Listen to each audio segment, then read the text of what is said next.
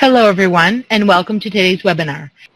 I would like to now turn the meeting over to your moderator today, Jennifer Zelmer, President and CEO of Canadian Foundation for Healthcare Improvement. Please go ahead. Thanks so much, and thank you to everyone for joining us today. We're delighted to have you with us from all different parts of the country and that we have the opportunity of this technology to bring us together today. I'd like to begin by recognizing that for many of us across the country, as am I, we are currently coming from land that has been inhabited by Indigenous people since the beginning. I personally am coming to you today from Ottawa, the traditional unceded territory of the Algonquin Anishinaabe people. And we are so fortunate to be able to live and work in this place. And to continue what I've been learning are long-standing traditions around exchanging knowledge, around gathering, around sharing. And so with the advantage of the technology today, we can do that more broadly. And I would encourage you to take advantage, as some people already are, of the chat box to introduce yourself in the chat box so that everyone knows who's on the line, and to use the chat box throughout the conference call to ask questions, share resources with your colleagues in other parts of the country so that we can really make this a dialogue that takes advantage of the possibilities of the technology while recognizing that there are some things that we would do if we were face-to-face. Si vous veuillez participer aujourd'hui en français, désactivez les haut-parleurs de votre ordinateur et composez le numéro de téléphone sur l'écran. So thank you so much, everyone, and let's get started. I'm joined today by a fabulous panel. I'm really looking forward to our conversation. So joining us today, and each of these individuals have bios and many hats that we could spend the whole conference call on, so I'm going to do the express version of their introductions. Samir Sinha, who is Director of Geriatrics at Sinai Health System in University Health Network in Toronto, has academic appointments at U of T, at Johns Hopkins, and is the Director of Health Policy Research at Ryerson's National Institute on Aging. Alison Orr, who is the Assisted Living and Long-Term Care Program Director with Fraser Health, has been up to her elbows in pandemic response and maybe beyond sometimes, Alison, hey? And is Emergency Operations Planning Chief with Fraser Health, Long-Term Care and Assisted Living Coordinator, and has been involved since March and has an ongoing role in terms of outbreak prevention and response as well. And Mario DiCarlo, joining us for a second webinar in this series. Thank you so much, Mario.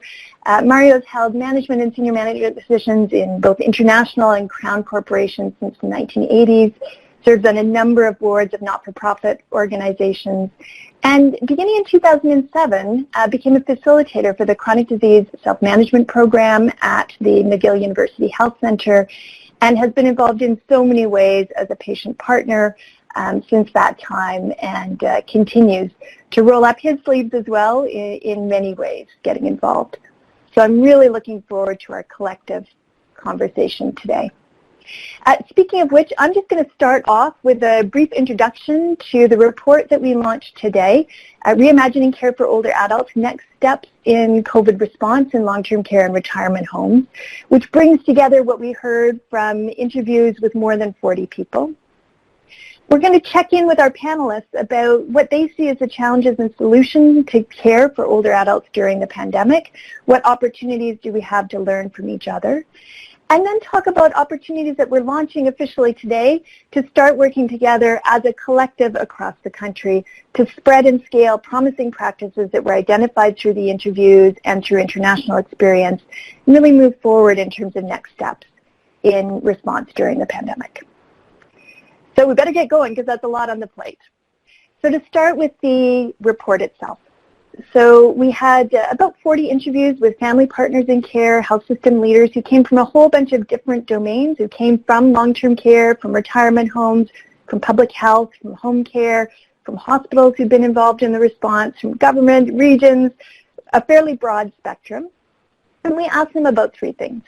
We asked them about how did we get here, so contributing factors to COVID outbreaks in long-term care and retirement homes in Canada.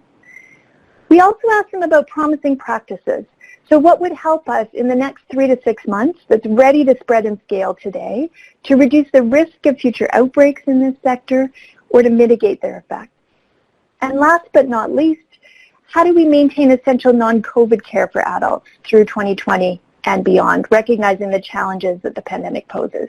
And Emily has just popped into the chat links to the report if you wish to delve in more detail.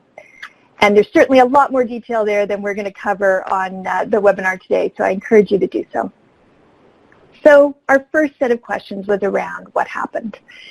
And, I want to start by giving a huge thank you to all of those we spoke with, because, in the middle of tough situations, many still in response mode when we spoke to them, they carved out time from their extraordinarily busy lives to really share their experiences and to commit to the fact that they wanted to be able to learn from what happened in the spring so that we could go forward on a stronger footing collectively. We absolutely heard that the pandemic hit long-term care hard, within some homes, devastating consequences. As you probably know, 8 in 10 of deaths in Canada have been in long-term care settings.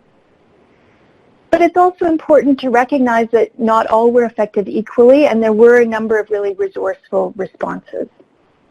But as we heard from interviewees, starting from a position of recognizing some long-standing vulnerabilities in the sector in terms of resourcing, rising acuity, infrastructure risks, staffing challenges, and more.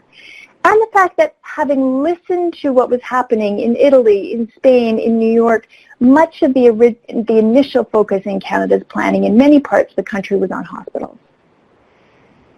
And so, we absolutely heard about the need to learn from, build on those experiences, and recognize what was possible. And as we were talking with people about what was possible, the promising practices really grouped in 6 areas. And I'm going to go through each of them quickly on the next few slides just to give you a sense of the range of types of things that we heard. So the first set of practices that we heard about were really about how to prepare. So to make sure that we're updating infection prevention and control standards and training, bringing in work that's been done through standards development, through work that's been done and being done to increase training in this sector to make sure that we're all up to speed and have processes in place. Equally also, though, about connecting with regional partners and the advantages of doing that. You may hear more about this from Allison later on, to make sure that everybody's on the same page in terms of outbreak scenarios and how that response would work. Second category, prevention. So here it's about how do we avoid an infection getting into a long-term care home. And I should mention, right at the very beginning, everybody recognized that if there's less community spread, there's less risk in the long-term care homes and retirement homes. This report doesn't focus on community spread, it focuses specifically on the sector, but it's important to recognize that all of the good things that we're doing to try and reduce community spread have an impact here too. But in this sector specifically, testing, tracing, masking, all of those classic public health interventions, but also in addition to that, looking at how are we optimizing care models. We heard from a number of providers in the sector that many different home care agencies, for instance, were coming into homes in some cases. How can we streamline that to reduce risk? And equally, what are the ways that we might support people in home and community so that fewer people are actually waiting in hospital for other types of care or need long-term care or can be supported in their community and in that context. Third cluster was around people. And, care is fundamentally about the people who are involved in that setting. And so we heard a lot about stabilizing and reinforcing staffing, understanding how difficult working in an outbreak can be, and recognizing the need to support psychological health and safety. Some of the core policy interventions around working only in one higher risk environment, understanding challenges and plans around capacity, and what are the realities about the community transmission risks that staff and their families may face. The next category was around, okay, we're there. So pandemic response and surge capacity. Having now formal, clear, well-communicated plans of who do you contact for help? How will they support you if there is surge support? Because we heard from a number of people who'd been through serious outbreaks, that once you reach a tipping point, it's really hard for a home to respond on their own. A number of staff may be sick, for instance, maybe needing to self-isolate. There is a requirement for a surge support.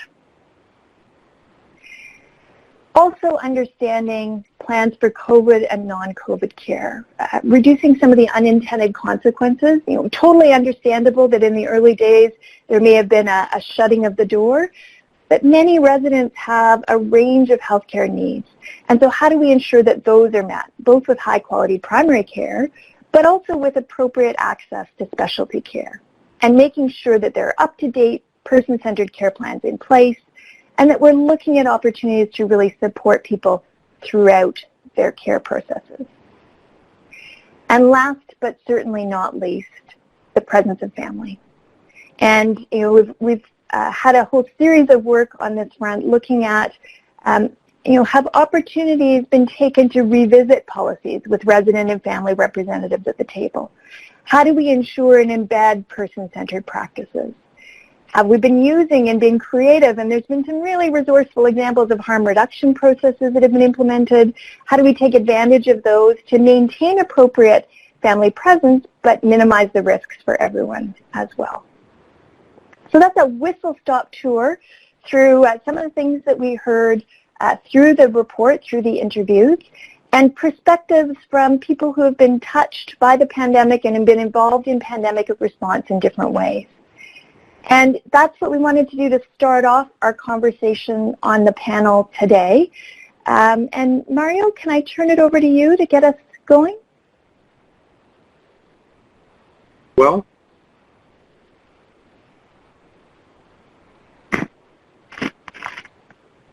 can you hear me? Yes? Yep, you're on, Mario. Great. My name is Mario DiCarlo. I was affected by poliomyelitis back in the early 60s. And for those of you who don't know what polio is, it was a part of epidemics that were very prevalent across the world, peaking in the 1950s with hundreds of thousands of people being affected worldwide. And a vaccine was invented in 1955 by Jonas Salk. And then later, another vaccine was invented by Albert Sabin. The first one was given intravenously, and it was inactivated virus, injected in the host and the people.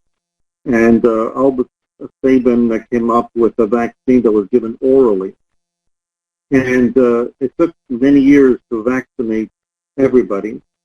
It took many, many years. Even in the 60s, even though the vaccine was commercialized, the Jonas vaccine was commercialized in 1955 and the other one in 1961, people were still being infected by polio. Just to give you some idea, in 1988, there were still 350,000 people affected by polio worldwide. Today, thankfully, 99% of polio is eliminated from the world. There are 3 strains of polio. 2 of them have been eradicated a few years ago, and 1 is still endemic. And we have Afghanistan and Pakistan, which are mainly affected by the wild polio virus. So as long as this virus is in the world, anybody can be affected by polio, hence the continuation of vaccination. The Americas were eliminated or were we got rid of polio altogether only in 1994. So it's a very recent reality, even as we talk about something that happened, decades and decades ago. So I was affected by this virus, which left me with paralysis, which I've dealt with, all of my life, which causes me pain. It causes me, obviously, weakness and fatigue. Thankfully, it did not stop me from having a healthy life with this condition and pursuing some of my dreams. Just lately in the month of April, my father was one of the victims of COVID-19, and he lost his life through it. And obviously, this is a pandemic. What I lived were epidemics, worldwide clusters everywhere in the world. We're living in a different reality. The polio vaccine or the polio disease was affecting children, mainly children under 5 years old. And now we live with a reality that's the opposite. People who are affected are mainly the elderly. And so my reality in the healthcare system in Quebec with this recent pandemic and being a caregiver for my father was quite emotional. Not being able to see my father for weeks as of the month of March in Quebec. And my father passed away April 8th. April 6th, 3 days before, was my last conversation with my father, who basically told me, Mario, take me home. And unfortunately, 3 days later, he got taken home in a different place. And being a Christian himself, this obviously is a comfort for the family. But the reality that we had to live, even in this situation, not being able to see him, not being able to comfort him, and his difficulty in expressing himself in the official languages, was horrendous for us. Not being able to get information from the healthcare providers as to the status, not being able to reach them properly.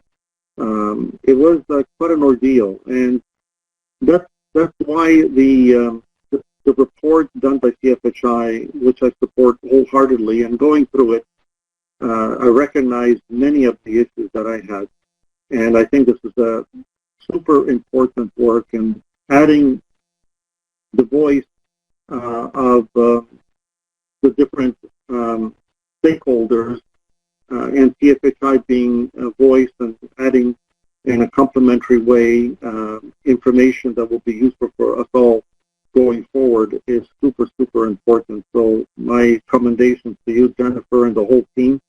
I had a long conversation with Carol Sancott, one of the directors of CFHI, and Tanya McDonald as well. And I think that this is what we need to do going forward, is that we need to continue listening, capturing information, and being part of the solution altogether. I think we all have a role to play in this situation, which is likely going to last quite a long time. Just comparing with what I lived all my life with polio, and the many years and decades that passed, and the virus is still around. This is my view. I think it's going to be many years before there is a substantial change in controlling the disease. So we all need to be vigilant and active in bringing forward, a new reality that will sustain all of us together. So thank you, Jennifer, and CFHI for really engaging in this process and taking leadership. So thank you. So I was just saying, Mario, thank you so much for having shared your experiences with us today. It's so important, as you said, to have everyone around the table, because it's our collective knowledge and experience and perspectives that will allow us to move forward. So thank you so much. And with that, Samir, can we move from east to west across the country? And I know you have many experiences from different perspectives as well. Thank you. Jennifer, can you hear me okay? Yes, indeed.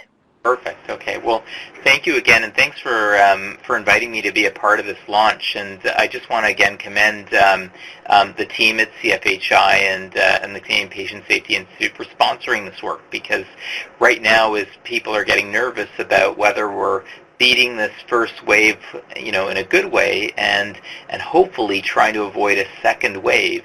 I think this is a great time where we're all just relaxing a little bit, taking an opportunity to breathe, and can take a look back to see what went right, because there are a lot of good things that went right, but also what went wrong. And also learning from the diverse experiences we have across the country in terms of understanding what could have been avoided and what other actions should we have taken. Because when people ask me right now, do you believe that there could be a second wave?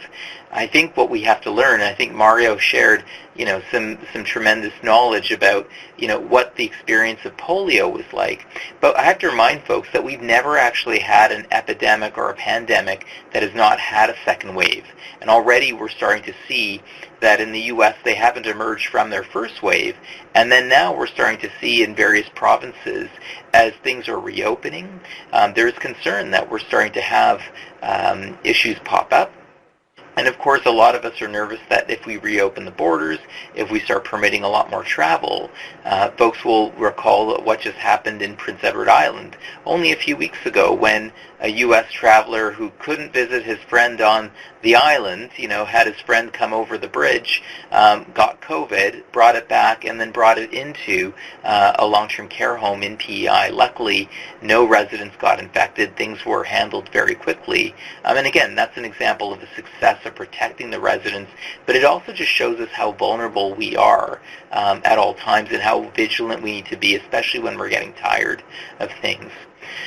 So, from my perspective as a geriatrician and one who's very interested in policy and thinking about this, I think we've realized that when we look across the country and we look at the data, we start realizing that we can see that some jurisdictions did exceptionally well, and others didn't do so well. And one of my contributions was leading our team at the National Institute on Aging at Ryerson in terms of helping us trying to actually capture the data and looking at actually what was happening. Because right now we were having a challenge that as we started seeing COVID come into our long-term care and retirement homes across the country, it was often hard to actually get good quality data and get a good comprehensive picture. In places like Ontario, they were readily reporting what was happening in the province's 626 long-term care homes, but there were 770 retirement homes that were also at risk where COVID was spreading, and we weren't getting a comprehensive picture there. In other provinces, we were having trouble tracking data, and the biggest challenge we had was working with Quebec, where we're still having challenges, even just trying to get any clear documentation on how many staff have actually been infected in these homes. And why am I so interested in data? Well, I think Tedros, who's the head of the World Health Organization, pretty much said it well when he basically said you can't fight a fire blindfolded. For many who've been involved in the work of CFHI or the Canadian Patient Safety Institute, we know that from a quality improvement aspect, without data, you can't actually understand what's going on, and then you can't figure out how to improve.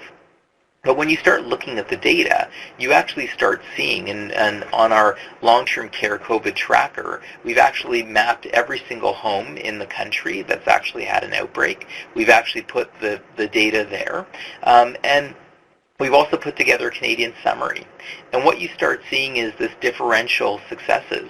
You see a province like BC, which has been lauded for actually taking a lot of action early, and we're going to hear from Allison just shortly about the definitive actions that were taken by BC's leadership early in this pandemic that ended up resulting in only about 10% of BC's homes overall, just I think about 39, that ended up with an outbreak. But if you go to the province next door, if you go to a less populous province like Alberta, you'll find 20% of their homes ended up in outbreak, and significant more cases and challenges that Alberta had experienced, but also an example where Alberta seemed to take a little bit longer to implement some of the definitive actions that BC did earlier. Many people are aware of what happened in Ontario and Quebec, where we almost had a system that collapsed. where we had to call in the Army, where we had to compel hospitals to start sending in their own staff, including school board employees, and where we're still suffering from significant staffing shortages in both these provinces, where a lot of people, unfortunately, have just left the system altogether because they've lost faith in the system as workers, and where patients or residents, and their families have also been struggling to really feel that the system is ready and once again able to support their care. And so by looking at these data and looking at the report that has come out today, it's really helpful because, again, it's not just about figuring out what went wrong, but it's also about celebrating what went right and looking at how even in a province like Ontario, where we had a lot of struggles, we see really bright areas like what happened in the Kingston-Frontenac region, where you actually had a real cohesive approach, where public health was really working closely in partnership with local hospital partners, but most importantly, long-term care homes and retirement homes, to really make sure that that was an example of a part of the province that did particularly well when things could have gone particularly bad. And so I think this is the important opportunity, because I think by understanding what went wrong, but more importantly what went well, we have time to make sure that we are actually making sure that homes are prepared. Homes now know what to do, that we can learn not only from what went well in Canada, but what went well in other countries, especially Australia, Germany, Austria, other countries where we actually saw that they were actually not only preparing their hospitals for the COVID pandemic, but they were also reinforcing and strengthening their long-term care and retirement homes. And finally, I think the one piece that I still think we have a lot of work to do is around family presence, because we know that for so many family caregivers, they've just really been shut out of homes for almost 4 months.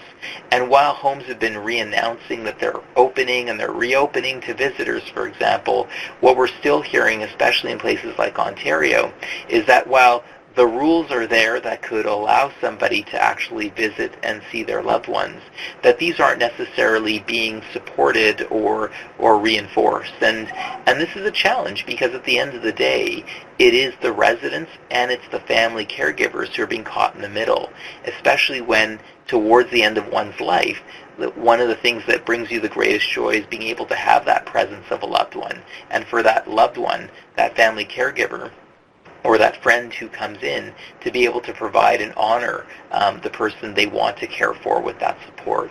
So I really appreciate that CFHI is focused on this idea of family presence and thinking about a harm reduction approach, because again, if you ask anybody in a home, what would you rather die of? Would you rather die of COVID, or would you rather die of loneliness and heartache? I don't want to be trite about that. I think we always want to make sure that we protect people and keep them as healthy as possible. But when we downplay the importance of loneliness and social isolation, and the real importance that visiting brings both family caregivers and the residents themselves, you can't quantify that with a simple test like you can with COVID. But we know from the literature, we know from the evidence that this is something that we have to get right, and we have to find the right balance. So I just want to say thank you again for having me. Those are just a few of my perspectives, and I look forward as we travel now further west to hear from some colleagues in a province that I think have done a terrific job. Thanks so much, Samir. And Allison, I think that was a graceful passing of the baton to you. We're all eager to hear about your experiences. Thanks, Jennifer. And welcome. Glad to be a part of this. Welcome to all the partners across Canada. Happy to be here and presenting on behalf of Fraser Health and the BC Patient Safety Quality Council. Just briefly today, I'm going to talk about some elements of our coordination center, our long-term assisted living coordination center that we stepped up in Fraser Health. But just to give you a context overall of Fraser Health in general, Fraser Health serves 1.8 million people in British Columbia. It is one of the 5 regional health authorities. It is the largest health authority in British Columbia. We kind of run from Burnaby to Boston Bar and the U.S. border up to Burrard Inlet. For context, for long-term care and assisted living, we have 16 Fraser Health owned and operated long-term care sites. and 65 affiliated or contracted long-term care sites, as well as 31 affiliated or contracted assisted living, which I know in some parts of the country is called retirement homes, but these are registered assisted living sites with the province of British Columbia. So we have a total of affiliated 112 sites. However, our scope of responsibility within COVID was expanded to include private, unaffiliated long-term care, assisted living, acquired brain injury sites, and licensed health services for community living group homes, so upwards of 200 sites in the Fraser Health area during COVID that we would respond to in the case of outbreaks. So our outbreak stats for Fraser Health, we had 24 outbreaks within our long-term care, assisted living, independent living, as well as acquired brain injury sites. And that was between the time frame of March 17th and July 17th. We are happy to say that currently we have no outbreak in any of our partner sites. All of our care providers have been very collaborative in working with us to maintain the prevention around COVID. And we had, as part of our outbreak stats, 129 residents or tenant cases, 53 staff cases, and unfortunately 44 deaths within our assisted living and long-term care and independent living sites.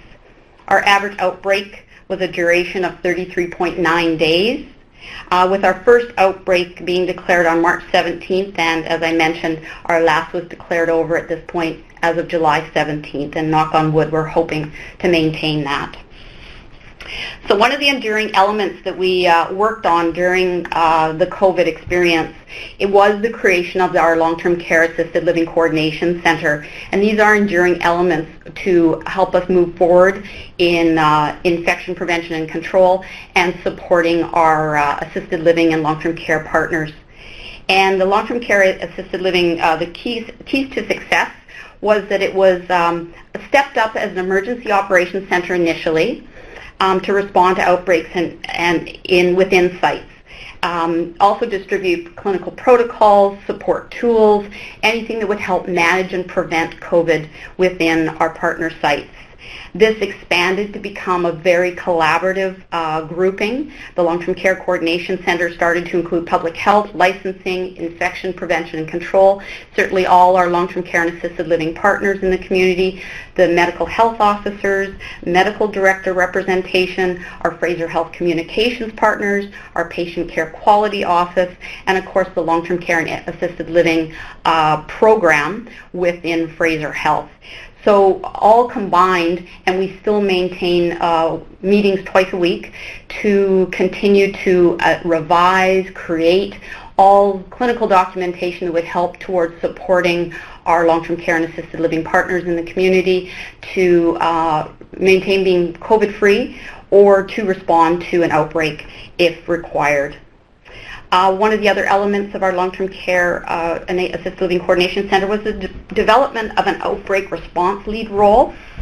And this role was a bit of a, when our first outbreaks occurred, was a bit of a haphazard to put together to have a role, usually a clinical individual that would be deployed to sites, connecting with sites to help the site to stand up their own emergency operations center, to coordinate Fraser Health roles and engage with infection prevention and control, public health, and collaboration, as well as with our clinical nurse educators that were a part of the response that we had within our sites. We also would want to ensure, as this part of this role was the prevention measures were in place to prevent spread within the site when an outbreak did occur. Ensuring staffing at the site was maintained, as this was a key challenge certainly for our partner sites in the communities, was maintaining staffing at their sites. There was extraordinary amount of fear when the COVID outbreaks occurred, and so we did deploy Fraser Health staffing directly, and these outbreak response leads were key in working with our provider to be able to make sure that there was staffing on site, as well as PPE resources, that we were getting the right amount of PPE ordered and to the site as quickly as possible. Ensuring that also that there is now a core team of these outbreak response leads. At one point during our outbreaks, our key outbreak time, we had upwards of 14 sites in outbreak at one time. We kind of maintain a steady level of about 8 outbreak sites for several months. And as I mentioned, we are outbreak free at this point. We do have a core team of 6 FTE of outbreak response leads as part of my team right now, but at one point we did have upwards of 32 individuals that were engaged as outbreak response leads since it was a 7 to 8 week type of service. Another element of our coordination center was the development of a prevention audit tool and maintaining preventions within sites. This is something that will be enduring well past COVID, as we've determined that certainly along with being able to be as proactive as possible within the sites to prevent COVID, but we want to be able to mobilize this in any type of pandemic situation or any type of outbreak within a site.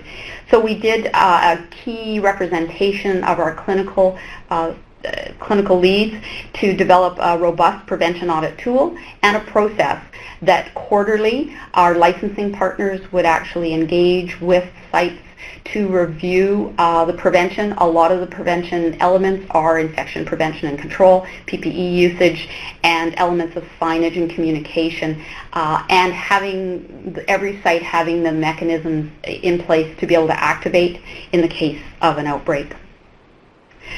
So the same tool now is used consistently with in our prevention audit cycles that are our quarterly cycle, but also when a site does go into outbreak, we use the same prevention tool to step up, create action plans, to ensure that those action plans are shared with the site to be able to respond to any of the outbreak and infection prevention and control elements. Key learning certainly through this whole experience was the need for enhanced cleaning, very clear practices around infection prevention and control, and we all had a lot of learning around this to make sure that those practices were in place. The action plans have key timelines, and those timelines are important to be followed and reviewed and evaluated as part of the process and follow-up, both in an outbreak and also in our prevention audit cycle. So as the enduring work from this, it will be that our licensing partners for both long-term care, and even though licensing in the past has not had any role with assisted living, will continue to do these audits, infection prevention and control audits, on a quarterly basis each year. We will actually maintain doing those cycles of audits not only within our affiliated contracted partners, but actually within upwards of 153 sites, any mandated licensed long-term care site or registered assisted living site within the boundaries of Fraser Health will be contacted around these prevention audit cycles. So we will have quite an enduring type of response to try to prevent any future types of outbreaks and maintain them quickly as much as possible. That's all I have. Lots going on. Thanks so much, Allison, and really appreciate you sharing with us the looking forward perspectives that you have as well as the looking back, because to Samir's point, both directions matter. We need to understand what worked well and even better if, so that we can look forward as we go. So I'm really appreciating as well the fact that a number of people have been answering each other's questions in the chat, and thanks Samir as well for jumping in with some of the information there. I'm going to try and pick up on a couple of the questions that haven't come up yet, and then we'll save a few minutes at the end because we want to use this opportunity as well to launch the new programming and opportunities to work together. So there has been a fair bit of conversation in the chat about, and to Allison's point, they're called different things in different places. So not everybody calls long-term care long-term care. It's called a whole bunch of different things. Not everybody calls retirement homes retirement homes. They're called a whole bunch of different things. And frankly, the boundaries between those two are also different in terms of levels of care and so on. So if we think about congregate living settings that are mostly with older adults, although to your point, Allison, you've been including potentially a broader age range as well.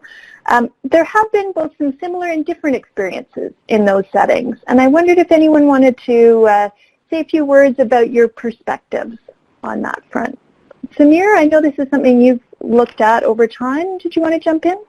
Yeah, because I think one of the aspects is when we started doing our work at the NIA on this, people said, well, do you want to just include, long-term care homes, i.e. nursing homes, even though they're called many different things, personal care homes, CHSLDs, even the workers in these homes are called different things. And then as you just mentioned, Jennifer, what do we call retirement homes? Is it called assisted living? And then we also think about group homes as well. That's another sense there. The total data that we have currently in Canada is about 500,000 people live in group homes, if you'd call them that, retirement-like homes, and then what we call nursing homes, if you will. But the key features at the end of the day is these are all congregate settings that tend to have frail and vulnerable people. And even if you think about a young person, a younger person, for me, I'm a geriatrician, so young to me is 60. But if you talk about a 40-year-old, for example, who might be living, or a child with complex needs, for example, often they might have more weakened immune systems. They're receiving care in a close-knit setting, often by the same workers who might be touching and providing care to multiple people. And that's why all of these folks have been at increased risk. And we've seen on the news certainly group homes for younger people, for example, that have had some devastating outbreaks and deaths occur as well. So I think the key goal here is that while we start looking at this and we realize that our settings across Canada are so divergent, largely because long-term care was never established as part of our Canada Health Act. It's not federally governed. And I think this is why even the federal government, when they were trying to figure out how we can help, how they should be helpful in this, you'll see that the federal government has, obviously charged its organizations like CFHI, CPSI, CIHI, for example, to get involved in the response, to be supportive and enabling, knowing that we have such a diversity of programming that occurs at the provincial and territorial levels. But I think what we do know are the commonalities is that generally the sector of care tends to be underfunded. Canada as a whole underfunds the sector of care by about 30% compared to our industrialized countries overall. That equals into, unfortunately, facilities that tend to be more likely be outdated in many provinces and territories, as well as workers who aren't paid often as generously, if you would say that, as their colleagues who are with the same qualifications that they would get in a better funded, publicly funded hospital setting. And so those sorts of things, and then the final piece is we see some places like British Columbia where you have a regional health authority model where people are just naturally more connected and integrated in that working. Whereas I think one thing this report really focused on was that in places like Ontario and Quebec, where things are a lot more decentralized, you were starting to kind of all come towards or converge upon models that start looking in a similar way. So those are just some perspectives in terms of, yes, we have different responses and this, but I think there are some broad similarities here and ideas that we can take forward moving forward, because while there are differences, there are so many similarities that this really would enable a better, more similar response. Mm-hmm. Allison, is there anything you wanted to add?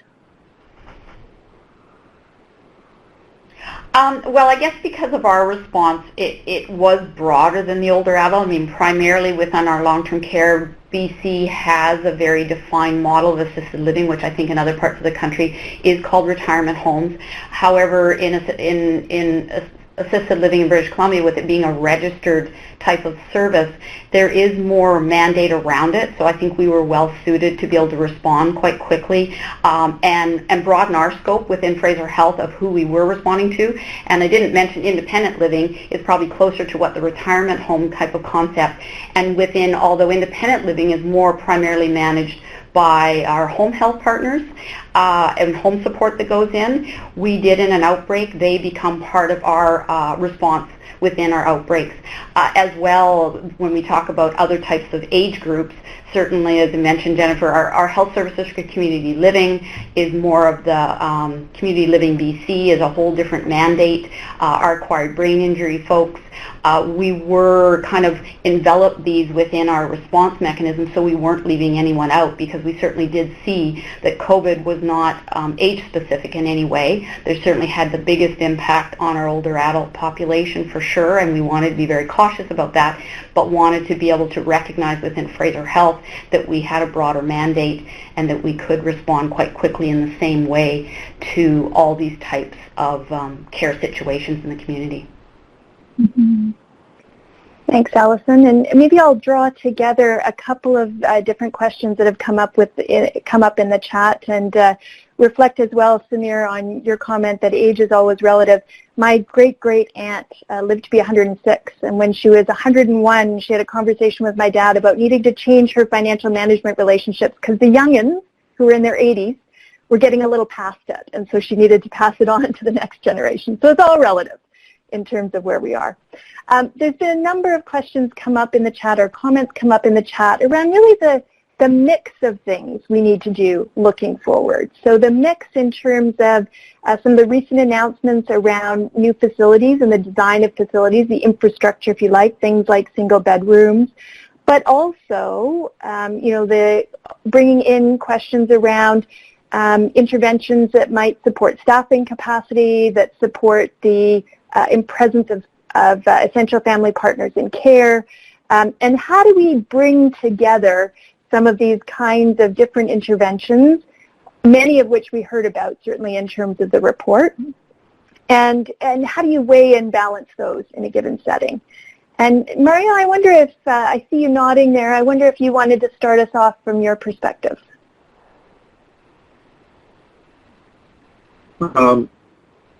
In the residence where my father was, there were some single rooms, and there were some rooms that were shared as well.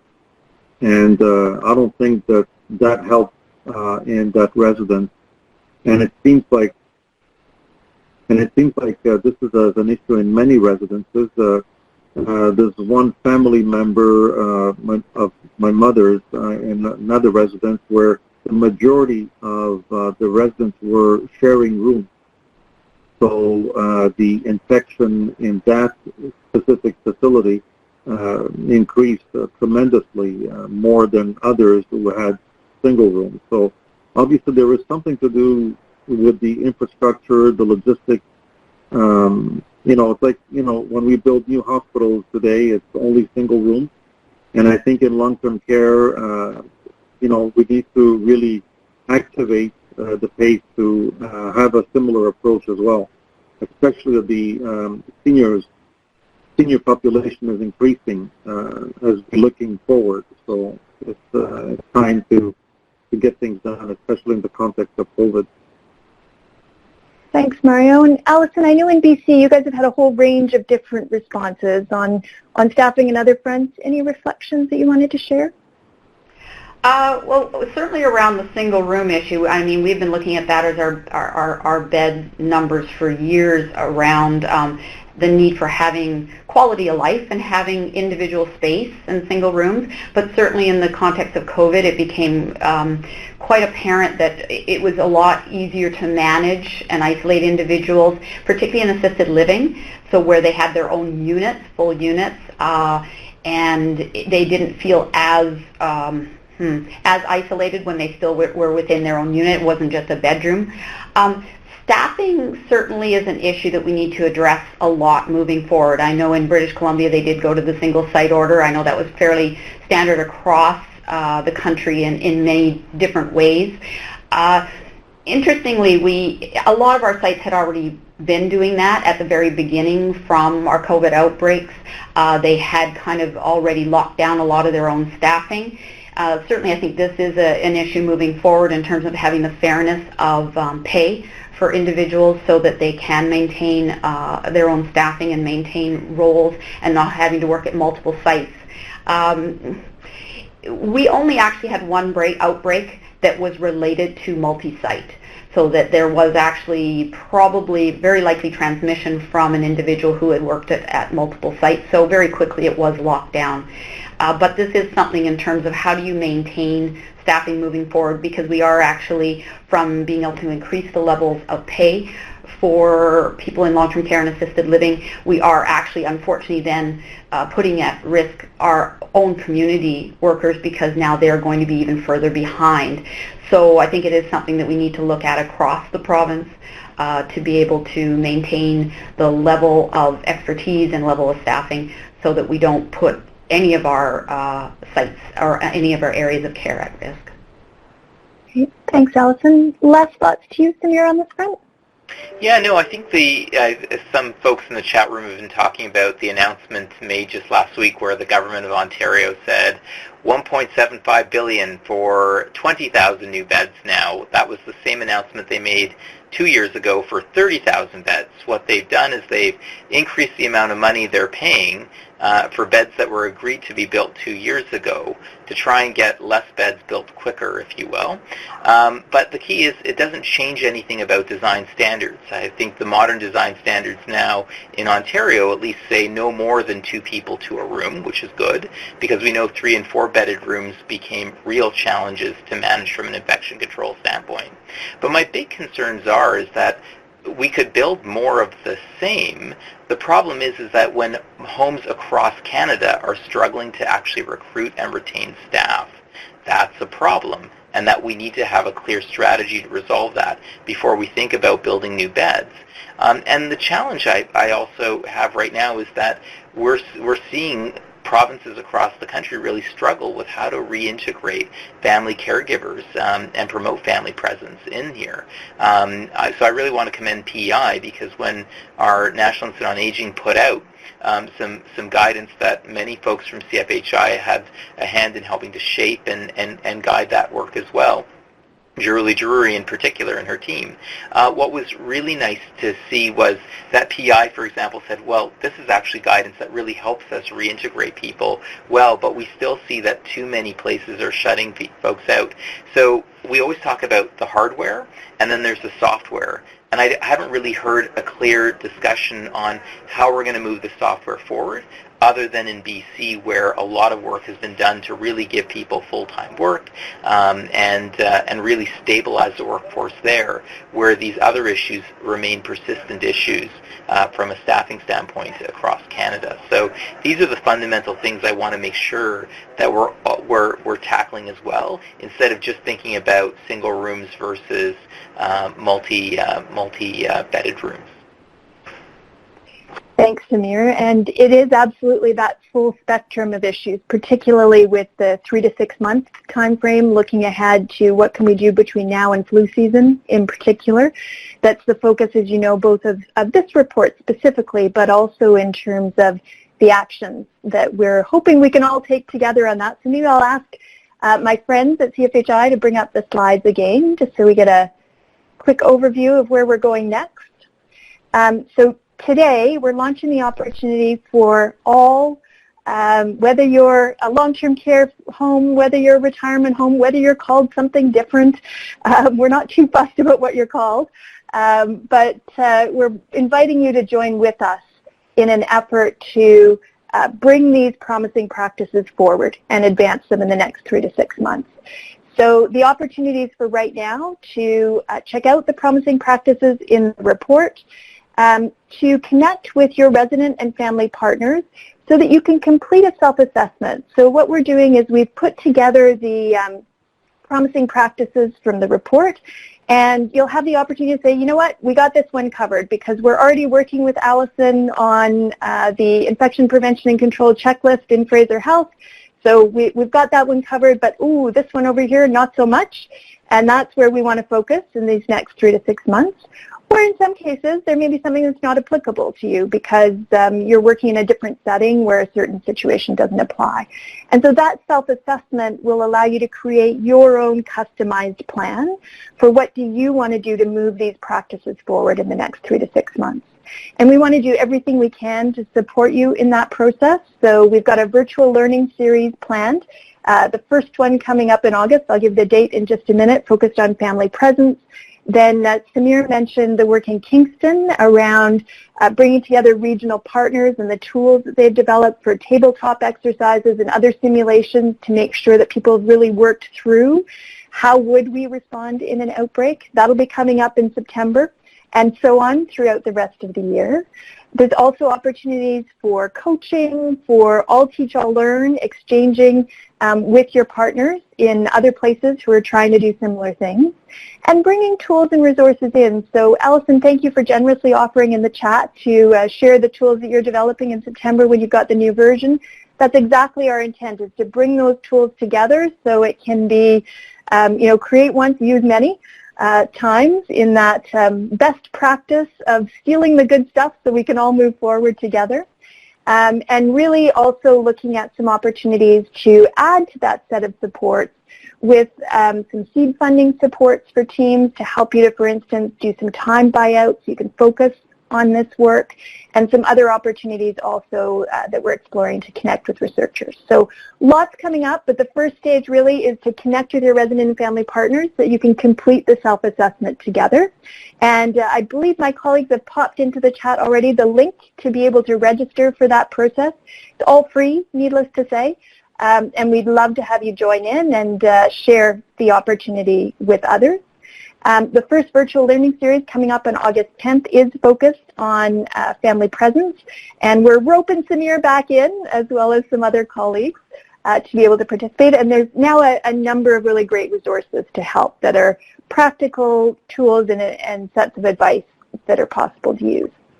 And in doing this, Allison mentioned at the beginning that she was also connected with the BC Patient Safety and Quality Council. We are delighted to be working with the Council as part of this effort, and are also in active conversations with other partners. We've been using the analogy of we're building the road while walking on it, because we're very conscious that every day we take for program design is one less day for our partners to actually implement the promising practices.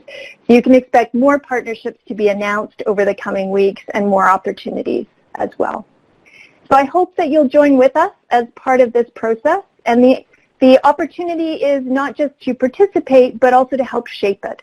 And that's there's always pros and cons, right? So the advantage of building the road while you're walking on it is there's plenty of room to help shape the direction and the direction of travel in that road, and share also the resources that you've come up with, like people are doing in the chat now. Really appreciate that, in terms of some of the other things that we can all collectively benefit from and bring together. So with that, I'm conscious of our time, and I know there's only a couple minutes left. I did want to invite you to visit the website to add in any additional questions that you may have, so that we can continue this dialogue and set of conversation. And also a huge thank you again to our panelists today for having shared a diversity of experience and insights and thoughts that will help us as we go forward. And also to absolutely everyone who's on the call, who's been involved either in, for years and years, the work that helped to make us better prepared than we would otherwise have been when the pandemic hit, and also those who've rolled up their sleeves, who've done heavy lifting through the spring, now into the summer and the fall, to really support pandemic preparation, response, and helping to make sure that we really deliver on that promise that we owe it to those who were affected in the spring, to learn from that experience and to use that experience to do the best that we can going forward. So a huge thank you for participating today. There'll be a very quick poll question coming up in a sec just to get your feedback on this webinar, and really appreciate your participation today. Thank you again so much.